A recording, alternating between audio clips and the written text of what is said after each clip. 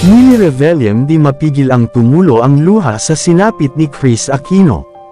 Marahil nga nasasaktan ngayon si Willie sa kaibigang minsan na din niyang nakasama sa mga projects at hosting events na si Kris Aquino. Tila isa nga sa nagpaabot din ng kanyang nararamdamang kalungkutan sa ngayon si Willie matapos niyang mabalitaan ang nangyayaring pagsubok na pinagdadaanan ngayon ni Kris.